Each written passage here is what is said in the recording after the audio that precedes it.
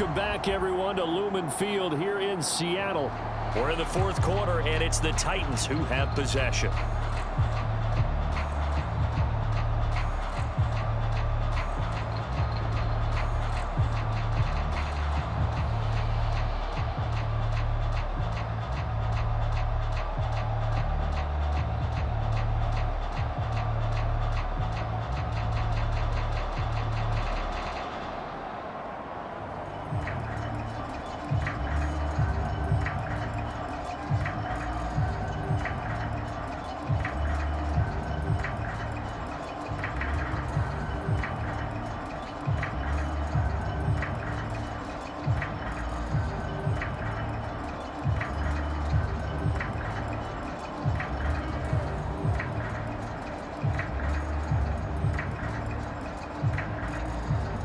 Historically, this is such a tough, loud venue, but you can hear a pin drop right now. A lot of fans long gone, not used to seeing a lopsided score like this. 92 yards rushing for him so far as his terrific season continues here. At carries like that, that's how they're going to continue to salt this thing away here, Charles, in the fourth quarter. Yeah, how about that? A new set of downs. Clock continues to move. No better way to close out a game than to tap those mastodons you have up front and say, guys, keep pounding them. Let's keep the ball, keep their offense on the sidelines, and let's close this one out. Second down, and they go back to Haskins. They had 3 yards on first down, just 1 yard there. Brandon, I've got to think this offensive line has got some smiles on its faces. And I know it sounds crazy, but they practiced for this back in training camp. They knew they'd be in situations where it'd be extra defenders in the box coming after them, trying to keep them from locking down a game. Right now, they want to show the world they're up to the challenge.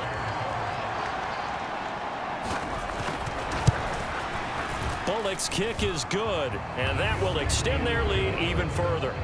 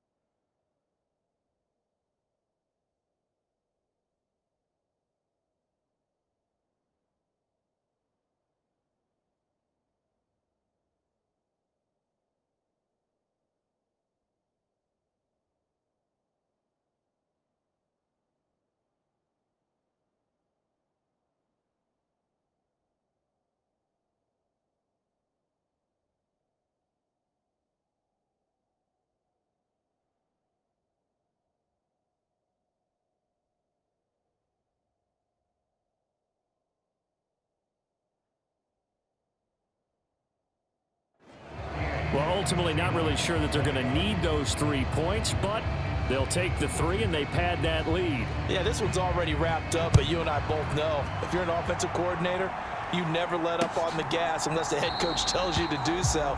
And maybe you've actually clicked him off in your headset so you can keep calling plays and trying to add to this lead. Out comes the Seattle offense. We take a peek at the playoff race coming into the weekend in the NFC. And with the final fortnight of games upon us, teams jockeying for position. Some of these games really starting to take enormous importance as they always do this time of year. I like how you use fortnight. Hey, you're impressed, aren't you? I am impressed. That means 2 weeks, if I'm not mistaken, correct? That does. But how about exactly what you're talking about? Going down the stretch, how much importance is placed on these games? Look, everyone talks about every game's important. When you get to this time of year, maybe that importance gets quadrupled. And that's where we are right now to see who can make their last run, their last push to get into the playoffs. Monty Rice. What a play by him. That's going to go as a loss of 13. Well, partner, you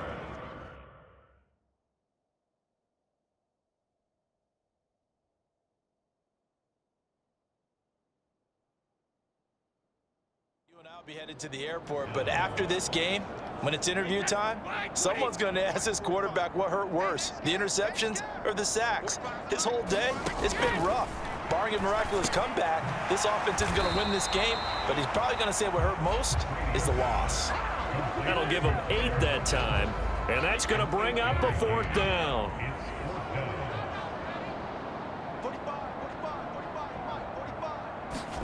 Now Brady got to have this one. Open man is Metcalf. He's got it. And he's going to get this down to the 35-yard line. Now, no reason not to try it there, and they do indeed convert on 4th. So that changes things a bit. Here's a 1st and 10 all the way down at the 35. Throwing now is Brady. Setting up the screen here. This is Walker. And he is out of bounds.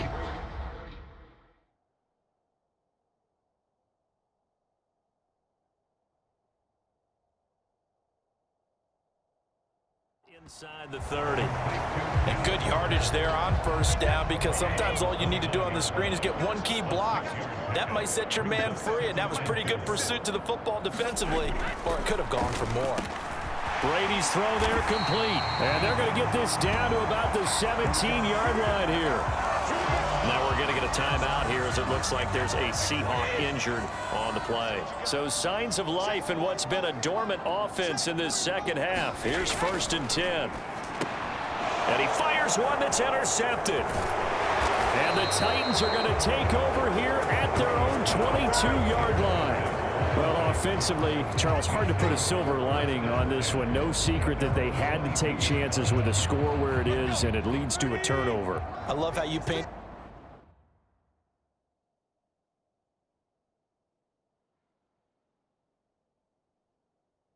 the picture, partner, because you're exactly right about that one. Look at the empty stairs on that sideline. This is one of those games where you just want to go crawl under a rock until it's over. 123 yards rushing for him now, as he has been tremendous all day long. 6 yards on that last play. Here's 2nd and 4. 2nd down, and they go back to Haskins. And he'll take this to the 32, a gain of about 3. That's it. That's what you want. Straight ahead positive gain. Just keep that clock ticking.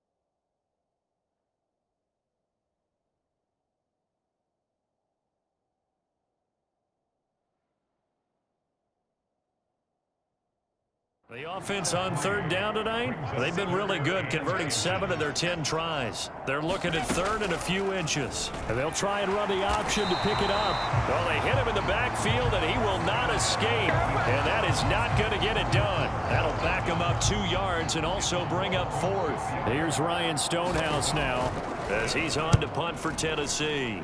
Averaging over 50 yards a punt so far as this one's away. Call it a 48-yard punt. Give them 9, though, on the return. And it'll be Seahawk football, 1st and 10.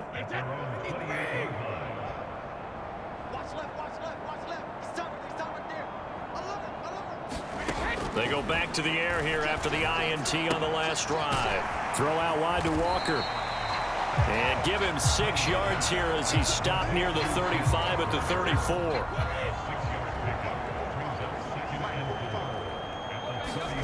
Throwing again on 2nd down. Brady. And he has a big gain inside the 40 before being dropped. That'll wind up a gain of 27 on the catch and run. So signs of life in what's been a dormant offense in this second half. Here's 1st and 10. Meanwhile, Brady's throw into the hands of Fan. And he goes down at the 26. A pickup of 13, and that last play began at the 13. First down. Here's Brady to throw. Nothing open downfield, so he'll throw it away. Brady's incompletion on first down leads to a 2nd and 10. They'll look to throw again. And he drops it incomplete. And their struggles continue here. This offense was on the move. Now 2 straight incompletions have them looking at 3rd and 10. Working from the gun, it's Brady. He completes this to Walker. And they're going to get this down inside the 15. With this game well in hand, perhaps we are seeing the coverage lighten up a little bit as they got burned there a bit for a first down. Well, we certainly know the coach isn't happy along the sideline because he certainly wants them to finish this one out the way they started it. And he can't get rid of it. He's taken down. The defense rising to the challenge and setting him back on the sack. Guys with his talent in the pocket aren't supposed to be getting hit like this, and you know an intense conversation with the offensive line is going to occur after this one. Might not be from him, but the offensive line coach will have plenty to say about this game. Now that after the sack, it'll be interesting to see what they have planned for 2nd and 23. Brady going to throw. And Walker has it. And he's going to be brought down at about the 16. And passing yardage-wise, now up over 350 in this game. Pretty nice performance. Definitely that, which usually means you're putting a lot of pressure on guys trying to cover. If you're a defensive back and they put over 350 yards on you, you've had a long day. The key to everything, if you're doing it without throwing interceptions or turning the ball over. They're able to convert on 3rd down, and that sets up a 1st and goal.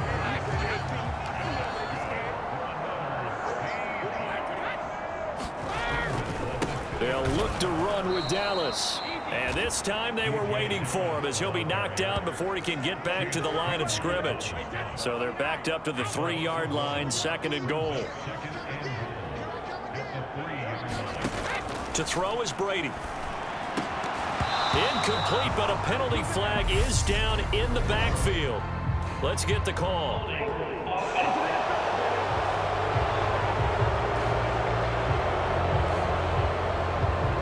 That hold coming from the left side of the line. Hands got caught in the cookie jar on that one, and the flag came out. Penalty against him. Now Brady. That's complete to Disley, the tight end. And he's taken down at the 7 after a gain of 7.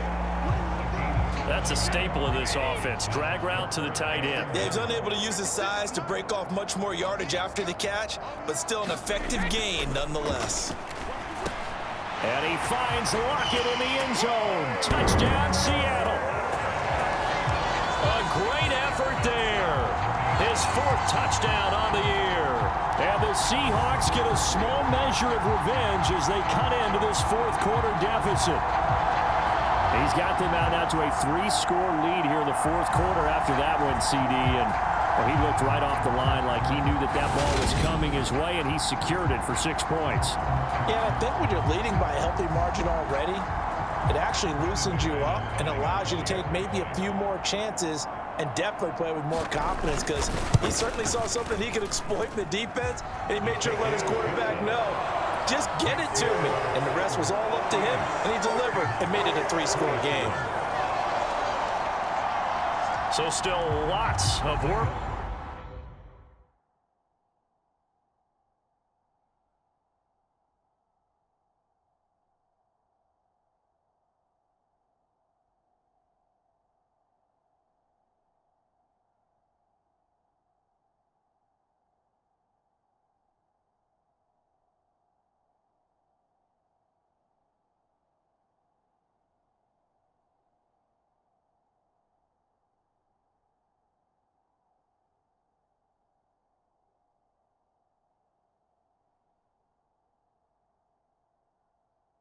Left to do, but here comes the onside kick.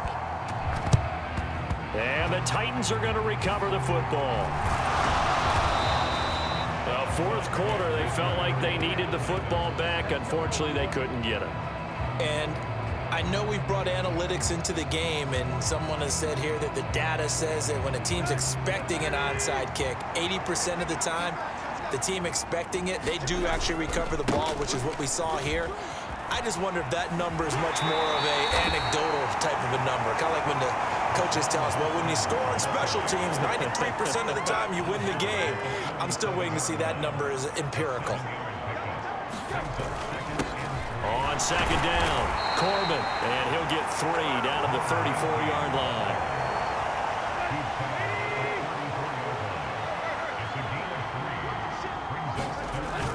On third and short, going with their tight end.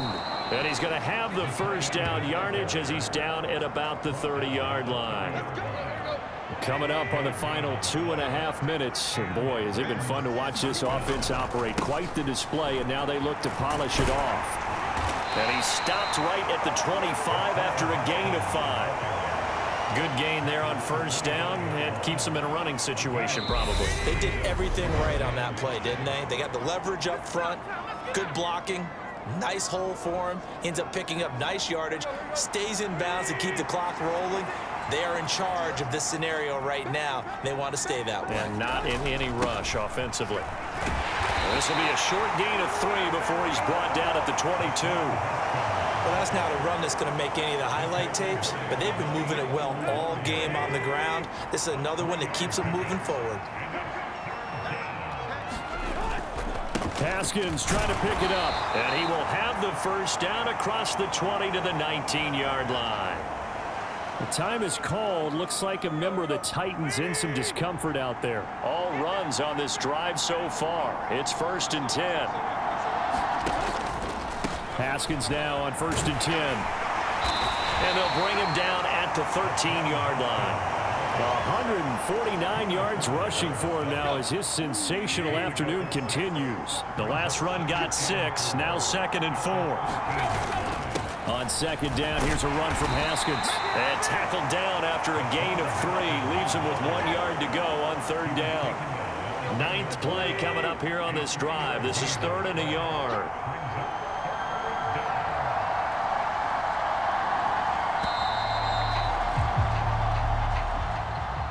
Charles, a lot of happy faces heading into the tunnel as this one ends, and understandably so. Not only did they get the win, but boy, their offense was on fire in this ball game. And partner, I have no idea what the top speed is on one of those high-end sports cars. What's the top gear you can get into? This offense, they certainly were there in this one, huh? Everything clicking for them in this contest, the kind of performance that they're going to cherish. So for Tennessee, they improved their mark to 12-4 with 1 game to go. So that'll just about do it for Charles Davis. I'm Brandon Gaudin. You've been watching the NFL on EA Sports. For more, log on to easports.com.